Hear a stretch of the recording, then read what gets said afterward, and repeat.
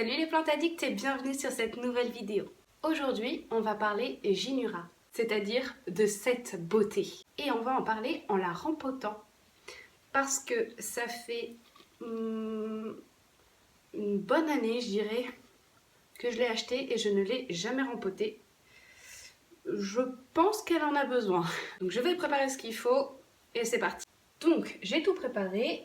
Allez, viens là. Je vais enlever aussi toutes les petites feuilles mortes là. Le Ginura ou la Ginura, je sais jamais si on dit un ou une pour les plantes, les Calathea, les Monstera. Bref, on va dire une.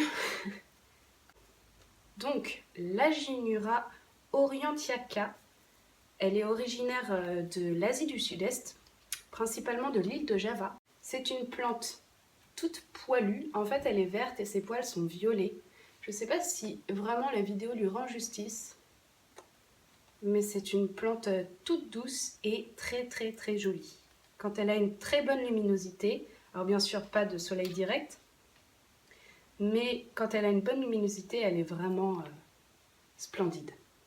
Donc comme la plupart de nos plantes d'intérieur, elle ne supporte pas le froid, donc en dessous de 15-13 degrés déjà c'est mort. Donc on la considère par ici comme une plante d'intérieur. Allez, on va dépoter ça. Comme elle est assez fragile, un peu comme les Tradescantia, je trouve qu'elle se casse très rapidement. Eh bien, j'ai un peu peur de tirer dessus. Donc, allez go.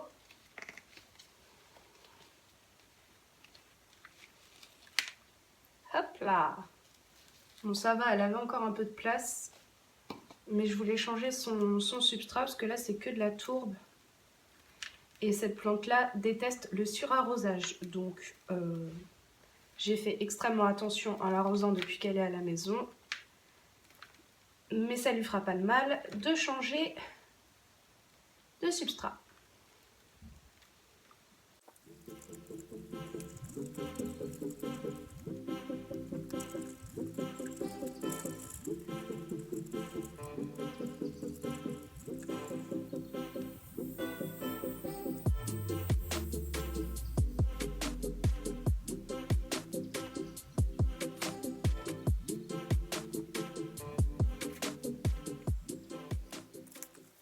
Donc j'ai enlevé un maximum de substrat, il n'en reste vraiment pas beaucoup.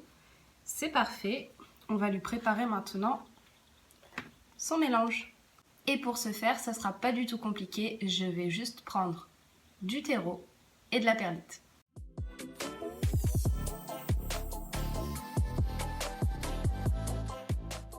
Voilà, le mélange est fait, il n'y a rien de plus simple.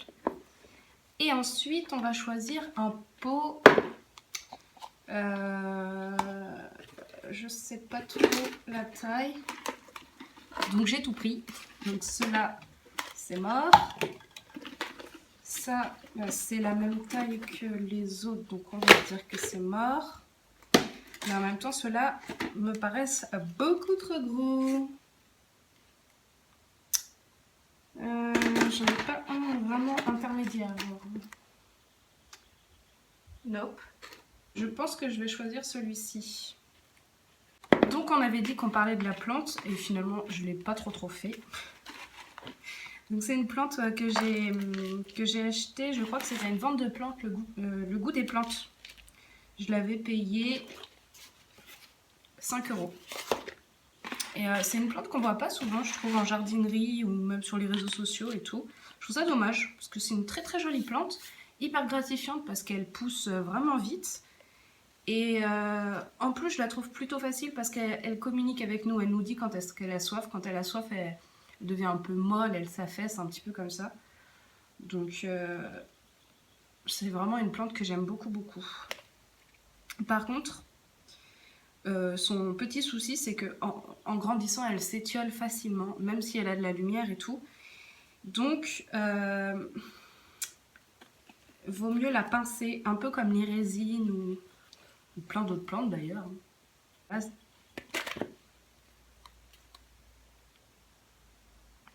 Alors, c'est plein de petits pieds différents, donc ça va être très chiant à rempoter. Mamma mia!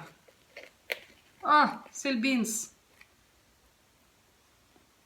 Pour continuer à parler de la plante, c'est une plante qui se bouture super facilement toute l'année, un peu comme les Tradescantia ou les pothos.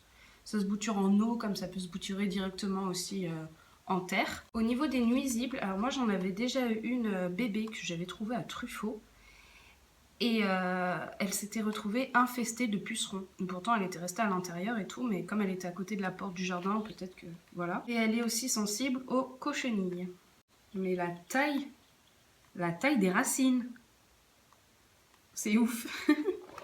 Au niveau de la floraison, alors moi, ça m'est pas encore arrivé et très honnêtement, j'espère que ça ne m'arrivera jamais. Elle fait des fleurs de août à octobre, peut-être novembre. Des fleurs orange à jaune et apparemment la plante pue le fromage. Voilà, donc c'est quelque chose qu'on va éviter. Hein. Si je vois qu'il y a une fleur, je la coupe direct, comme ça en plus ça évite à la plante de s'épuiser. Donc niveau arrosage, je crois que je l'ai dit, j'arrose vraiment quand le terreau est sec et que je vois qu'elle pendouille un petit peu. Ensuite, niveau engrais, je mets de l'engrais liquide.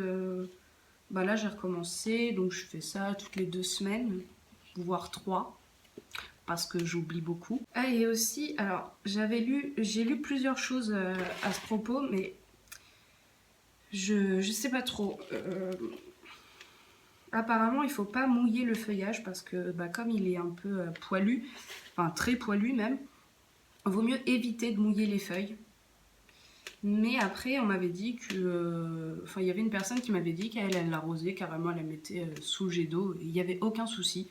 Donc, je sais pas. Moi, je l'arrose par le bas, comme ça, au moins, j'ai pas de souci.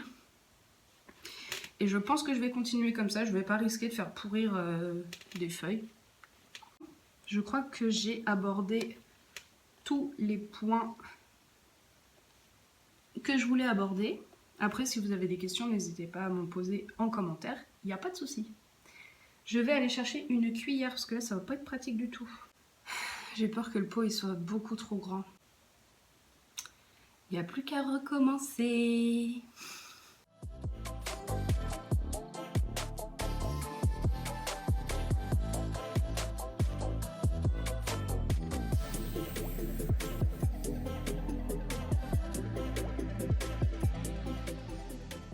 Plus qu'à aller chercher un petit chiffon pour nettoyer ses feuilles parce que avec ses poils en fait elle retient vraiment toute la poussière, toute la terre, c'est n'importe quoi. On va nettoyer tout ça.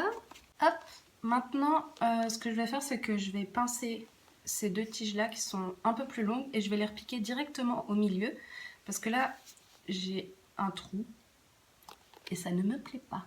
C'est parti, on va couper là et là. Je me suis craquée. Décidément, aujourd'hui, rien ne va. Hop. Donc, pour faire la bouture, j'enlève les 3 premières feuilles en partant du bas. Toc.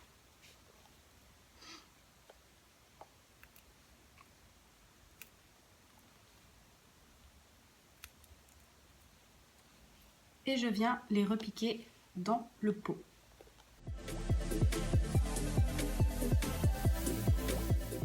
Petite choupette est rempotée, donc maintenant que j'ai préparé un gros saladier et je vais la mettre dedans à baigner pendant peut-être 1 heure, 1 heure et demie, le temps qu'elle boive bien. Et après elle retournera à sa place. Le temps pour moi de nettoyer tout mon bazar. Parce que oui, après un rempotage, il y a toujours du bazar. Chez moi en tout cas. Là c'est vert, mais à la lumière, c'est violet. C'est trop beau. Regardez comme ça là. Ouais. Oui, je suis en train de m'extasier sur une feuille. Et alors? Je suis sûre que tu fais pareil chez toi, petit coquinou. Voilà, la vidéo sur la Ginura aurantiaca est terminée. J'espère qu'elle t'aura plu. J'espère surtout qu'elle t'aura donné envie d'avoir cette magnifique plante à la maison. Maintenant, je vous fais plein de gros bisous et vive les plantes!